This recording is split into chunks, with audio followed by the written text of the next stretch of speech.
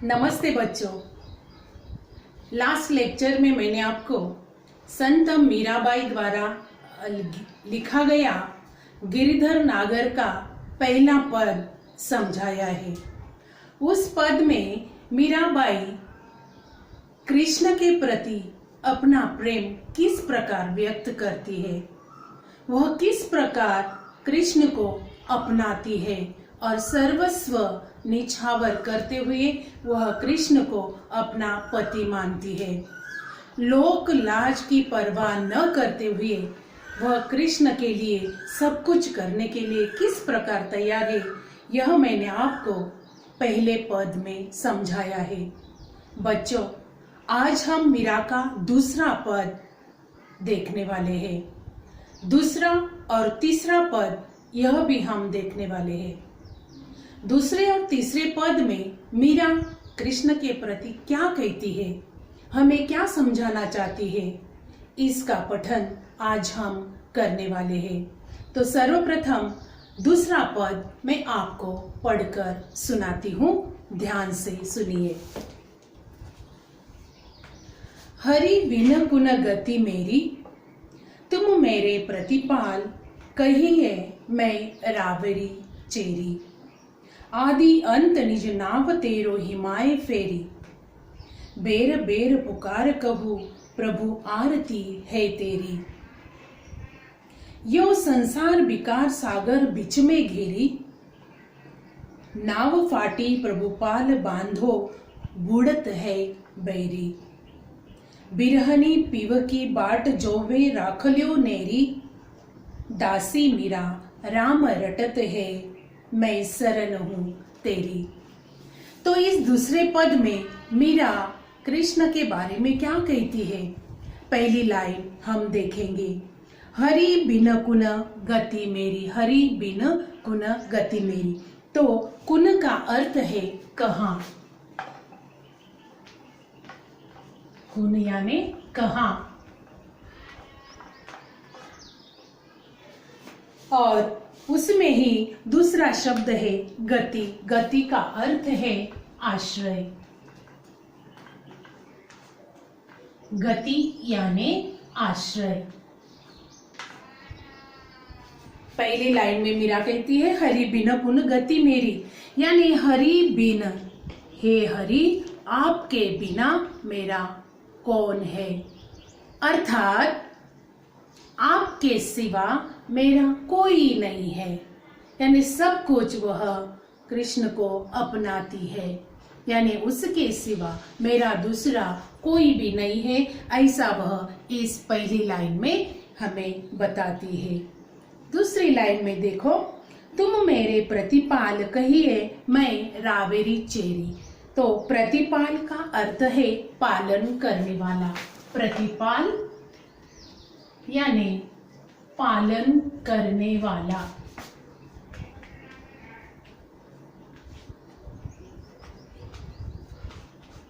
यानी कृष्ण को वह अपना पालन करता समझती है। तो उसी लाइन में दूसरा शब्द दिया है रावरी, और एक शब्द है चेरी। रावरी यानी आपकी,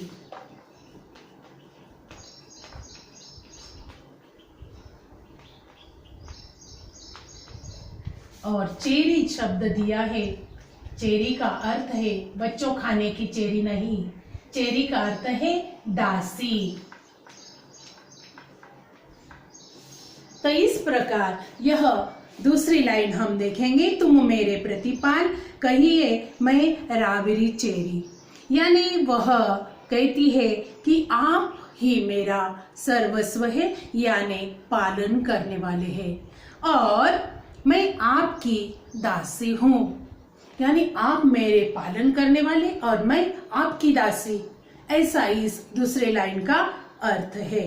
यानी पहली लाइन अगर हमने देखी कि हे हरि आपके बिना मेरा कौन है, अर्थात आप ही मेरे सर्वस्व है, आपके सिवा मेरा कोई नहीं है। दूसरी लाइन में वह कहती है आप ही मेरा पालन करने वाले हैं और मैं आपकी दासी हूँ। तीसरी लाइन, आदि अंत निज नाव तेरो हिमाए फेरी। यानी वह कहती है कि मैं रात दिन हर समय, यानी आदि अंत यानी रात और दिन, यानी सुबह निकलता है शुरुआत होती है, अंत सायं होती है शाम होती है, यानी दिन निकलने से लेकर शाम तक यानी रात दिन हर समय आपका ही नाम मैं जपती हूँ, यानी आपका ही नाम मैं लेती रहती हूँ। मैं बार बार आपको पुकारती हूँ। वह कहती है कि हे प्रभु, मैं आपका नाम बार बार फेरी यानी हर बार आपका ही नाम लेती हूँ। बेर बेर पुकार कहो प्रभु को आरती है तेरी, यानी नाव यानी अपना नाम। हे भगवान, मैं आपका ही नाम जपती रहती हूँ, यानी सुबह से लेकर शाम तक मैं आपके ही नाम का जाप करती हूँ। तो वह हमें बताना चाहती है कि मैं भगवान को बार बार पुकारती हूँ, सुबह से लेकर शाम तक दिन रात मैं उसी का ही जाप करती हूँ, ऐसा वह बताती है। यो संसार विकार सागर बीच में घिरी। देखो वह क्यों पुकारती है बार बार भगवान को, तो आगे वह कहती है क्योंकि मुझे आपके दर्शनों की तीव्र लालसा है, यानी आपके दर्शन मुझे कब होंगे इसी आशा मैं बार बार करती हूँ, इसलिए मैं बार बार आपको पुकारती रहती हूँ। और वह कहती है कि हे भगवान, यह संसार विभिन्न प्रकार के दोषों और विकारों से भरा हुआ है, यानी मैं जो कुछ करती हूँ समाज मुझे, ये संसार मुझे अपना नाम लेने के लिए बार बार बाधाएं डालता है, इसलिए वो कहती है कि संसार विभिन्न प्रकार के दोषों और विकारों से भरा है और यह संसार यानी सागर, यह दोषों और विकारों से भरा हुआ सागर है, ऐसा वह हमें बताती है।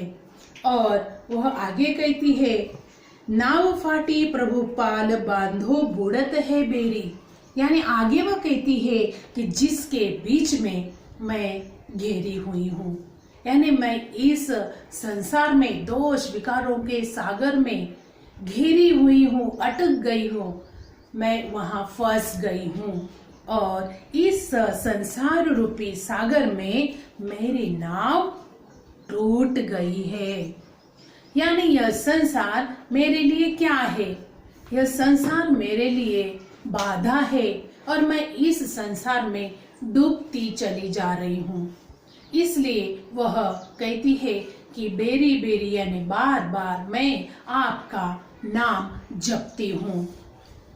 आगे वह कहती है बिरहनी पीव की बाट जोवे राखलियो तेरी, यानी राखलियो नेरी, यानी वह कहती है कि बार बार यह हे प्रभु, मैं आप शीघ्र इस नाव की पाल जो रहती है, डोर जो रहती है, उसे जल्दी ही बांध लो, यानी इन दोषों को विकारों को आप जल्दी ही ठीक करा दो, नहीं तो मैं इस भव सागर में डूबती चली जाऊंगी और अन्यथा यह जीवन नौका इस संसार सागर में डूबेगी। वह बताना चाहती है कि यह लोगों का भगवान के प्रति जो भाव है वो बिगड़ता चला जा रहा है। जैसी वह भक्ति में तल्लीन रहती है वैसे उसे लगता है कि लोगों ने भी भगवान का हर समय नाम लेना आवश्यक है, यानी भगवान के प्रति वह भाव भक्ति व्यक्त करती है। इस प्रकार वह कहती है कि यह सागर संसार में यह मेरी नाव डूबती जा रही है। आगे वह कहती है दासी मीरा राम रटत है मैं शरण हूँ तेरी। वह कहती है हे प्रियतम, आपकी यह विरहनी निरंतर, यानी यह विनती करती रहती, विरह करती है, व्यक्त करती है कि यह विरहनी आपकी निरंतर बाट यानी राह देखती रहती है, यानी आपके आगमन की वह निरंतर प्रतीक्षा करती है, ऐसा वह हमें बताती है। आपकी यह दासी मीरा सदा आपके नाम का स्मरण करती रहती है, यानी वह भगवान को बार बार बुलाकर यह दोषों को, संसार को धुलाना चाहती है, साफ करवाना चाहती है। भक्तों को भगवान की ओर आकर्षित करने की वह कोशिश करती है और यह आपकी शरण में आई है, ऐसा भी वह अंत में कहती है। तो दूसरा पद जो है वह संसार से जुड़ा हुआ नाता, भगवान और संसार और मीराबाई, इन तीनों का संबंध इस दूसरे पद में हमने देखा है। तो मीरा किस प्रकार भगवान से विनती करती है, बार बार पुकार कर वह क्या समझाती है, बार बार वह लोगों के लिए प्रार्थना करती है कि हे भगवान, दोष विरहित यह संसार तू बना दे, विकारों से इन लोगों को मुक्त कर, ताकि वे आपके पास आ जाए। यानी वह लोगों को भगवान की ओर आकर्षित करने की कोशिश करती है।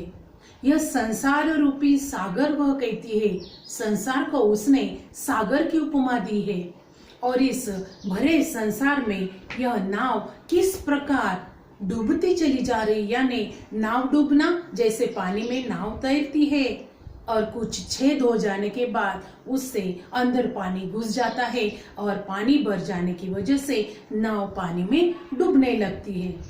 यह संसार रूपी नाव कैसी है? तो यह संसार रूपी नाव है कि लोगों में बहुत सारे विकार, दोष पैदा हुए हैं और इससे उनका ध्यान भगवान की ओर से हट चुका है और इन्हें ही भगवान की तरफ लाने के लिए मीरा प्रयत्न करती है। यानी बार बार भगवान से वह प्रार्थना करती है कि संसार रूपी सागर को, सब भरे संसार को आगे बढ़ते रहने की कोशिश करने के लिए प्रेरणा दे। और बार बार वह आप खुद को क्या करती है? दासी मानती है। यानी दासी मानकर वह भगवान को प्रार्थना करती है कि इस भव सागर से मेरी नैया, मेरी नाव पार करा दो। तो इस प्रकार यह दूसरे पद का अर्थ हमने देखा है। बच्चों, हम तीसरा पद देखने चले जा रहे हैं।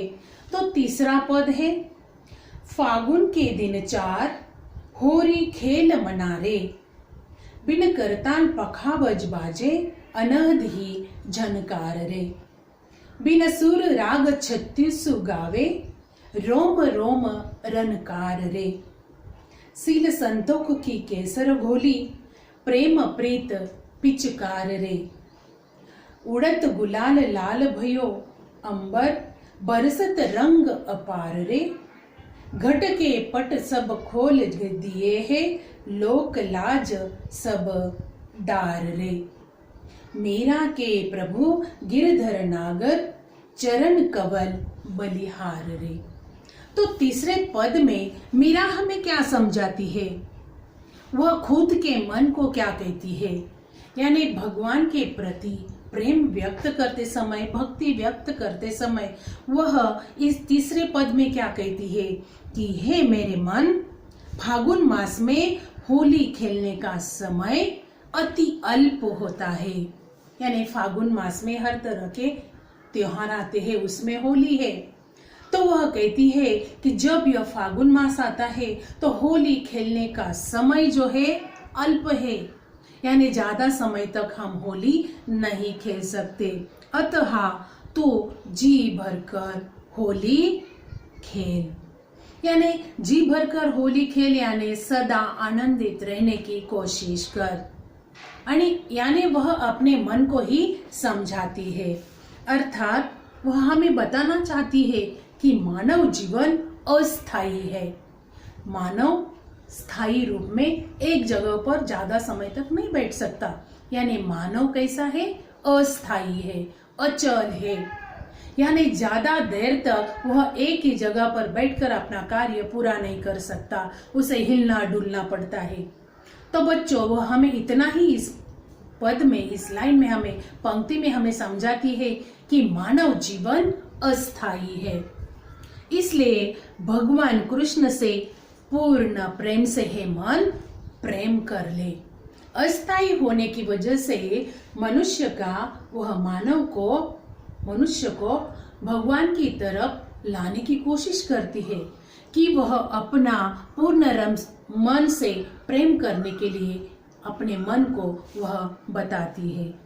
जिस प्रकार होली के उत्सव में नाच आदि का आयोजन होता है, होली का त्योहार अगर हमने देखा तो वहाँ नाच वगैरह किया जाता है, यानी होली के नाच का आयोजन किया जाता है, यानी आनंद उत्सव मनाया जाता है।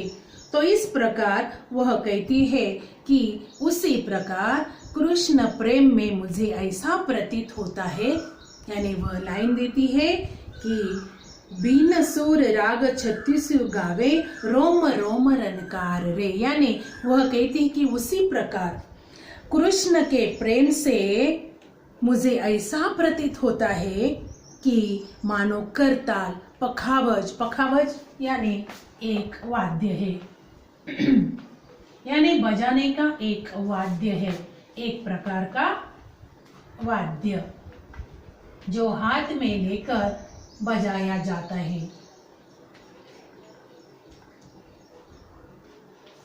तो यह वाद्य जैसा बजता है तो उसका सुर जो है पूरे परिसर में घूमने लगता है, यानी उसका अनहद नाद सुनने को मिलता है, यानी वह बार बार बजता रहता है, यानी एक हाथ में पकड़ा जाता है, दूसरे हाथ से उसे बजाया जाता है। तो यह पखावज वाद्य जो है वह कहती है कि उसी प्रकार कृष्ण के प्रेम में ऐसा प्रतीत होता है कि यह पखावज यानी यह बाजा जो बजता है तो इसका अनहद नाद सुर हमें सुनाई दे रहा है। और मैंने अपने प्रिय से होली खेलने के लिए क्या किया है, वो आगे कहती है कि सील संतों की केसर घोली प्रेम प्रीत पिचकार रे, यानी प्रेम व्यक्त करने के लिए वो पिचकारी भी भरती है, यानी होली का रंग खेलने के लिए पिचकारी तो आवश्यक है। तो उस पिचकारी में वो किस प्रकार के रंग भरती है, तो वह कहती है कि जिसमें मैंने अनेक रागों का आलाप करते हुए अनेक राग इस पखावज से सुनने के बाद पिचकारी में मैंने केसर का रंग घोला है, संतोष रूपी केसर मैंने उसमें घोल दिया है। यानी केसर हमने अगर देखा तो बारीक है लेकिन उसका स्वाद अनोखा है, तो ऐसा केसर उस रंग में उसने डाल दिया है, ऐसा वह हमें बताती है।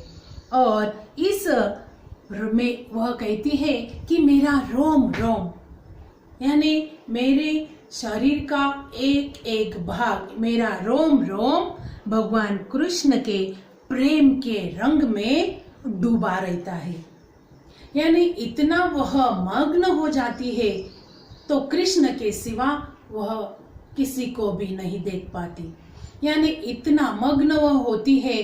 तो वह कहती है कि मैं होली खेलते समय यह पिचकारी जब खेलती है तो वह उस पिचकारी से उड़ते रंग में अपना भगवान ही देख पाती है, यानी उसकी नजरों के सामने जब वह रंग उड़ाती है तो भगवान ही उसे दिखाई देते, ऐसा वह समझती है। उड़त गुलाल लाल भयो अंबर बरसत रंग अपार रे, यानी वह आगे कहती है कि उड़ते हुए गुलाल से सारा आकाश लाल हो गया है, यानी रंग उड़ाया जाता है तो यह रंग जब आकाश की तरफ जाता है तो ऐसा लगता है कि मानो आकाश ही लाल हो गया है। और वह कहती है आगे कि लोक लज्जा की मुझे कुछ भी डर नहीं है, यानी लोग मुझे क्या कहेंगे इससे मेरी परवाह नहीं है, यानी लोक लाज मैंने छोड़ दी है, मुझे कुछ भी डर नहीं है। और इसलिए मैंने हृदय रूपी घर के दरवाजे खोल दिए हैं। यानी वह लोगों की तरफ अपना ध्यान आकर्षित नहीं करती, तो वह कहती है कि मैं बार बार कृष्ण को ही देखती हूँ। और उस समय वह कहती है कि मैंने उसके लिए मेरे हृदय के दरवाजे खोल रखे हैं। इतना वह एकदम एकमात्र भगवान को ही देखती रहती है, मग्न हो चुकी है, समरस हो चुकी है। यानी वह भगवान को अपना सब कुछ मान चुकी है। और फिर आगे वह कहती है, और अंत में वह कहती है, घट के पट सब खोल दिए हैं, लाख लौज सब लोक लाज मैंने छोड़ दी है। यानी उसकी परवाह अब मैं करती नहीं। और अंत में वह कहती है वह कि मेरे स्वामी गोवर्धन पर्वत को धारण करने वाले कृष्ण, वह अंत में कहती है, मीरा के प्रभु गिरिधर नागर चरण कवल बलिहार रे। बलिहार करना, बलिहारना यानी निछावर करना, बलिहारना यानी निछावर करना, यानी समर्पित करना।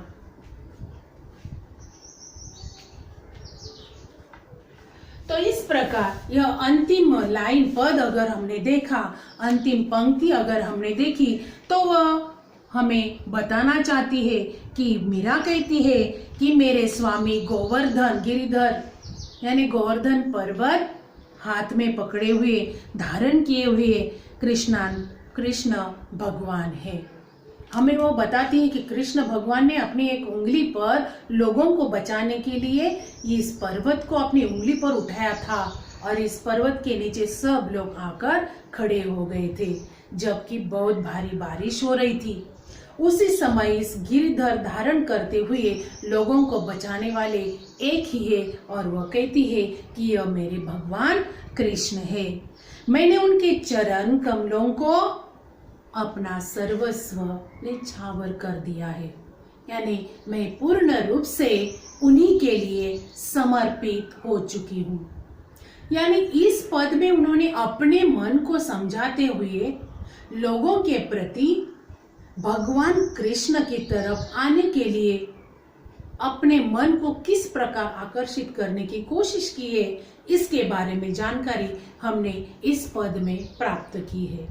यानी वह भगवान को अपनाने के लिए किस तरीकों का प्रयोग करती है, किस प्रकार वह पिचकारी के रंग उड़ाती है, कैसा प्रेम का रंग उसमें वह घोलती रहती है, इन सब के बारे में इस तीसरे पद में उसने दिया है। और अंत में वह कहती है कि मैं भगवान कृष्ण की कौन हूँ, दासी हूँ।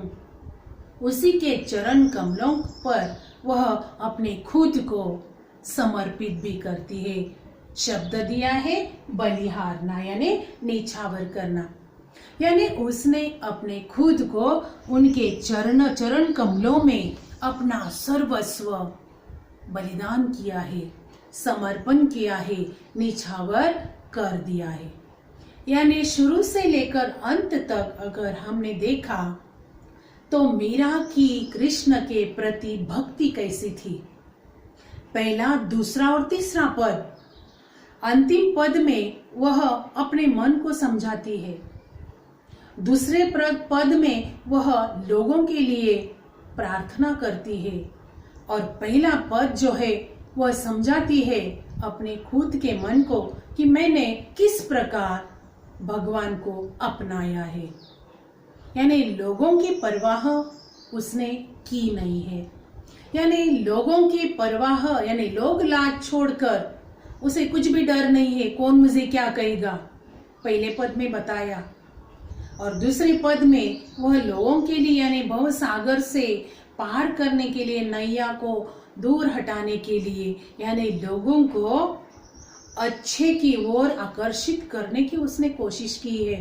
यानी हर एक व्यक्ति ने भगवान की तरफ आना चाहिए, भक्ति करना आवश्यक है, यह दूसरा पद हमें दिखाता है।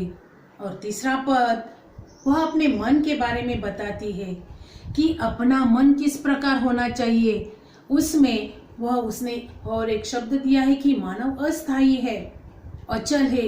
इसी अस्थायी मानव को बदलने की कोशिश इस तीसरे पद में उसने की है। तो इस प्रकार पहला, दूसरा और तीसरा पद जो है यह गिरिधर नागर जी, यह संत मीराबाई द्वारा लिखा गया है और उसमें कृष्ण के प्रति अपना भाव मीराबाई ने व्यक्त किया है। तीनों पदों को मैं आपको समझा चुकी हूँ। बच्चों, एक बार पूरे इस गिरिधर नागर पद का पठन कीजिए, न भूलते हुए एक बार इसे पढ़कर अपनी बुक में लिखिए। लिखना आवश्यक है, लिखना मत भूलिए। लिखते समय शब्दों को ध्यान से पढ़िए। ध्यान से पढ़िए इसलिए कहती हूँ बच्चों, क्योंकि वे शब्द तुम्हें लिखने के लिए उपयोग में आने वाले हैं। तो इस प्रकार लिखते समय पठन अवश्य करें। बोलकर लिखिए, शब्द पढ़ो, जोर से पढ़ो और एक बार पूरी कविता यानी यह पद, तीनों पदों का लेखन कीजिए। और अंत में मैं आपको एक सलाह देना चाहती हूँ कि इस पद के प्रश्नों के उत्तर कृति पत्रिका से अपने नोटबुक में लिखना न भूलिए। तो इस प्रकार यह मीराबाई गिरिधर नागर जी का यह अध्ययन मैं समाप्त करती हूँ। धन्यवाद।